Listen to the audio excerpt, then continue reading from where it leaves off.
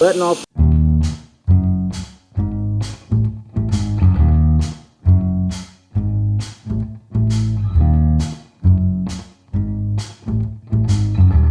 Alright, so you're trying to learn how to weld up exhaust, custom exhaust and stuff like that. And we've showed you this Yeswelder 135 Flux. Good welder, and if you want to weld flux core, it's really good. But what about if you want to weld up something exotic? If you want to weld up something like, let's say, stainless steel. So maybe you really want to live out there on the edge and you want to weld up stuff like titanium. Well, what do you do then? So what we're going to do today is see if our little Flux 135 Pro can TIG weld that. Now it is a lift or scratch start TIG, and I'll give you little tips on welding titanium and stainless. I don't pretend to be a great stainless or titanium welder, so take that with a grain of salt as we're going through here. This is not a how do you weld stainless and titanium video, but can you take a sub $200 welder and get started on your venture to titanium and stainless? And if you can do those, you can do steel as well. So you're going to want to get yourself a couple pieces of scrap. So there's practice work and there's actually welding for application, at least in my book. I will practice on a piece of just a regular piece of stainless on the outside of it, or a regular piece of titanium. But the practice work, and if you're actually going to weld up something, those are treated entirely different. When you're welding stainless and titanium, you have to purge the inside air, or you have to shroud it or surround it with argon. So like the center of this tube, it's going to be kind of hard to see, but when you weld stainless, there you might be able to see that really nasty looking crust on the inside. They call that sugaring, and it's an embrittlement of the material that will cause it to break, and the weld is really reduced significantly in strength. Same thing with titanium. One side will give you this nice colorful, but the back side, if you don't keep it shrouded, you get this white titanium dioxide type crust that makes it very brittle. So you have to keep it flooded with argon. Now if you want to do this type of stuff, you're going to have a purge line. Of course, I dropped it the minute I go to do this. You're going to need a purge line. So on my setup here, I have one for the torch and one for the shield, and you're going to go through some gas. Alright, so I really like the practice pieces. You just got to understand that when you're using the practice pieces, that without that shielding gas on the back side of it, you're making junk. This is more about the machine than it is me. So a couple things you're going to need is when you start welding with this, these standard cups that come with, you're not going to get the shielding. You're going to need something with a little bigger cup. Now I like these Edge welding supply cups. They're clear. I can see through them, see what I'm doing a little easier. And well, if nothing else, it also makes it easier to film. Now these little magnets work good for this too, especially for round stuff, just for practicing. These little StrongHand V's.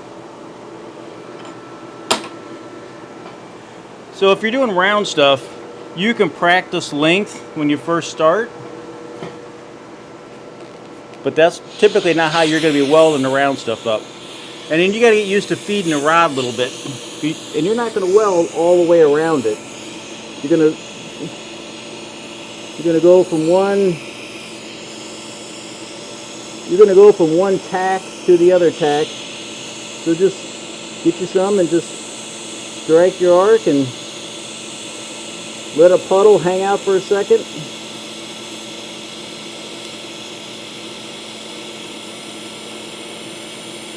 If you don't have a pedal, if it starts getting too wide, you gotta start adding the filler and get moving.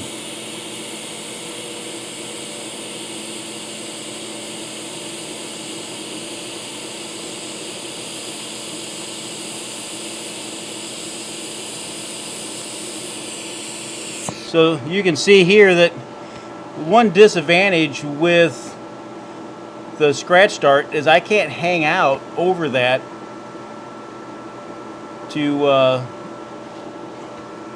get that to get it more shielding. But you know, I got an idea. Let's try something. I wonder if I just back off a little bit, just enough to put the torch out, but not enough to lose all the shielding.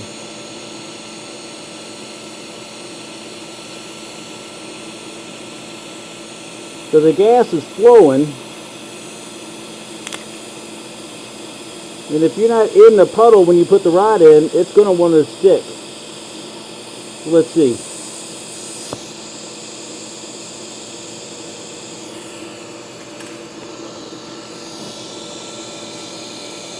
Okay, that helps, but I left a hole. Well, I also didn't have my gas turned up all the way. So I'll show you that here in a second. Let me turn my gas up a little bit. So right now I'm going to go up to about 25 CFH on gas. Now keep in mind that every time I put a bead on this, it gets hotter. So that means you got to get going a little bit faster.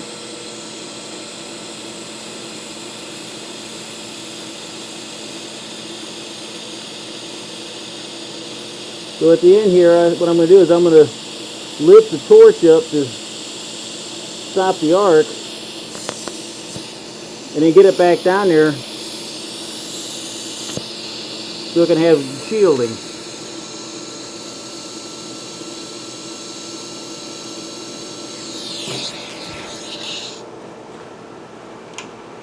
Now I think a foot pedal would be better, because got a little better there at the end, so you just gotta kind of get used to a quick off to stop the arc, and then just enough to don't get so close. Yeah, I can't speak. Lift off just enough to put the arc out, but get it back down there so you can keep gas flowing over it.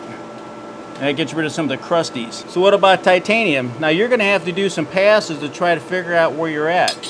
Now I welded that at 53 amps. And I probably could have done a little bit less. If you're just dial it back a little bit.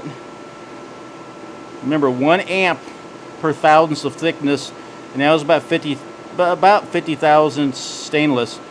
But I know from playing with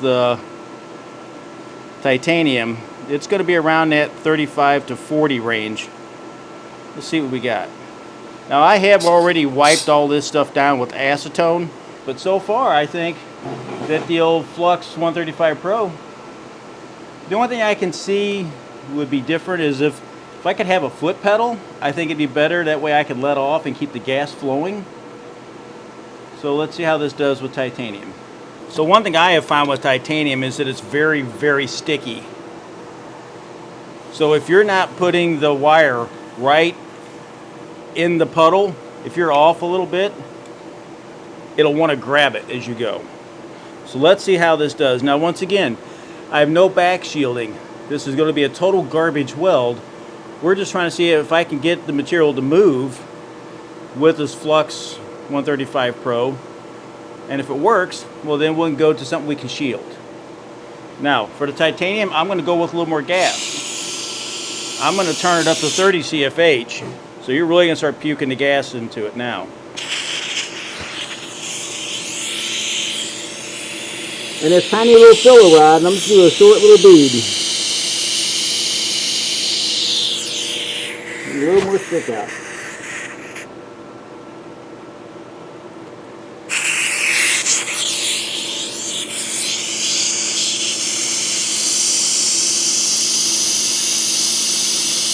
Now wait for it to puddle up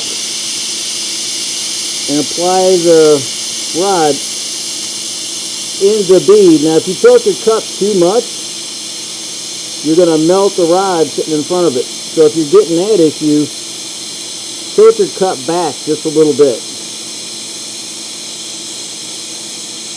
Like right there, I can tell I'm tilting it a little too much because I'm starting to melt the rod a little bit. And there I'm going too fast. I'm not melting anything.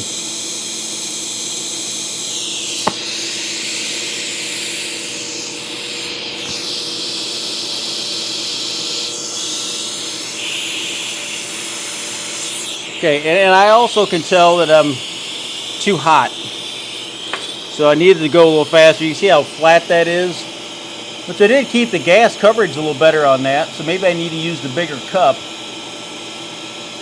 So let's turn this down just a little bit. You see in the back, you can see all where it wasn't shielded at all. So I'm going to turn that down just a little bit. Material too, so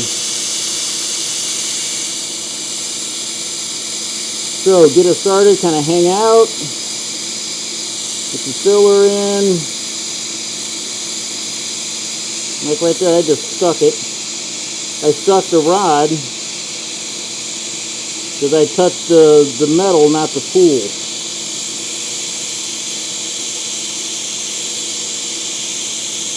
And this stuff's kind of hard to feed because it wants to bend in your hand. But I have ran titanium probably almost a year now. But it just takes some practice, so that 135 Pro will do it.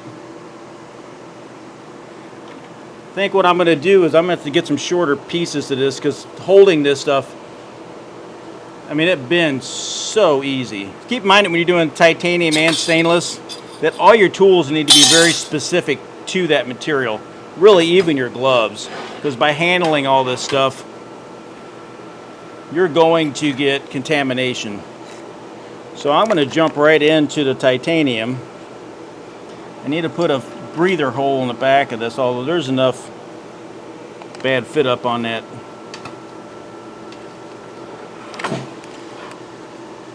I don't want all of the gas to leave instantly.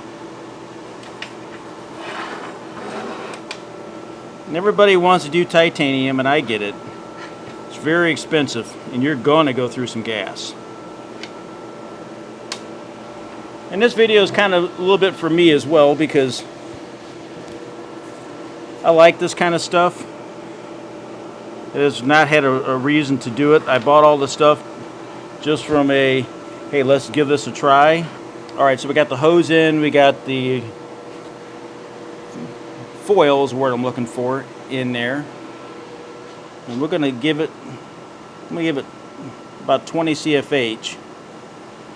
And I'm going to give it a minute before I start welding. May not be enough. Now there's a test that I see everybody do online.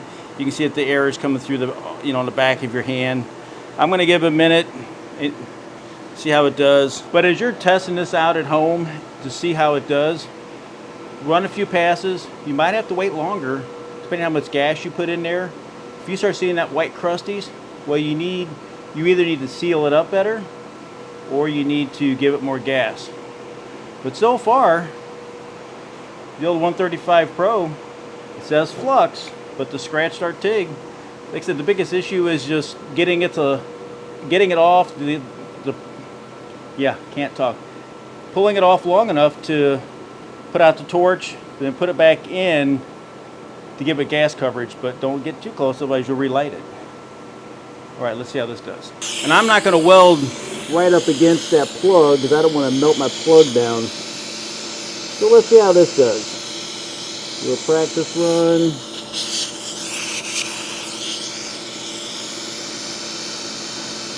You don't got to try to weld the whole thing in one pass.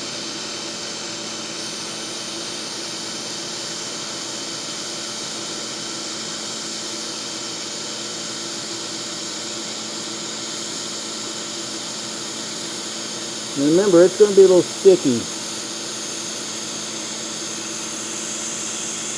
Just don't outrun your puddle.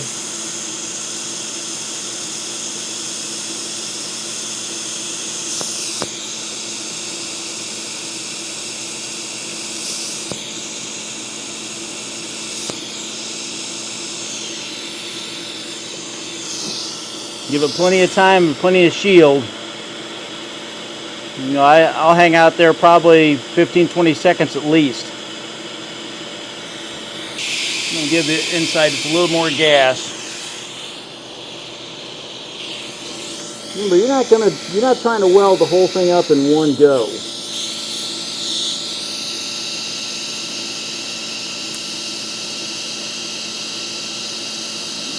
And you got to worry about overheating this thing too. Every time you run a pass, the next pass is going to be a little hotter if you're getting heat in this thing. So don't be afraid to walk away from it and let it cool down a little bit. Now I'm somewhat happy with that. I mean, it kind of looks like the shielding was a little better here at the end, because I'll only weld you know, some very short pieces all the way around. As I get, if I'm trying to weld up to this end, I'm going to replace that plug with some foil. But you really can't, you almost can't weld with too much gas. All right, so let's see how the inside of that looked. So there's those passes. On the inside, let me get, I mean, it looks fairly shiny, which is good. That means I had good gas coverage. Now you can see some of the tacks I did without shielding. See how white that is? Now I know sometimes people use that amber heat tape to put it all together and then tack it with gas, because those are all weak spots right there. But yeah, I think that worked out really good. Then you would just keep going around. You can see some of the other stuff I've done. All right, so that's titanium. Let's see how the stainless does. All right, so I've had the gas line in there for about a minute or so. We are going to see how this works. Now the one advantage with this is I don't got to worry about the foot pedal. So I guess if I was welding up if I was doing some cage work or something, could have a clear advantage. That way I don't have to worry about trying to squeeze the foot pedal. Now I went up to 50 amps.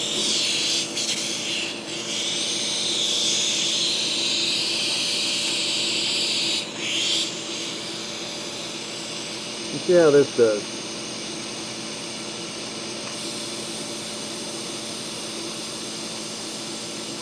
Now I've already beveled this. Also just blew a hole in it, so that's always good.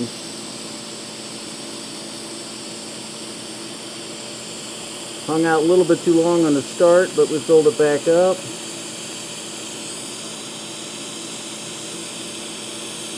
Now the big difference between the strat start and a foot pedal is you don't give the option of letting off the pedal for a second to hang out. You just got to keep moving. Well, you can tell it's been a while. Let me try another one here. It's been a long time since I've done this, and it shows.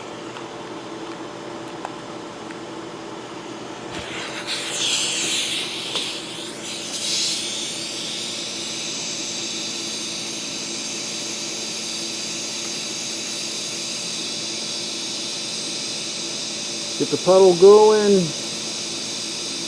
add a little filler. Once it flattens out, get moving.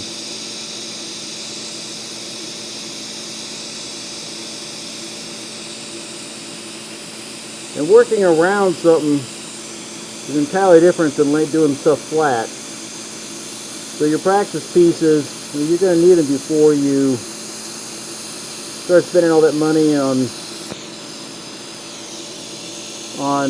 big fancy exhaust systems. So you can see the beads, they roll around. You can tell here that, well, I was angling a torch too much. That's why that teardrop look, right? But you need practice pieces like this. Now the inside doesn't have the crusties, so that's why you need the shielding.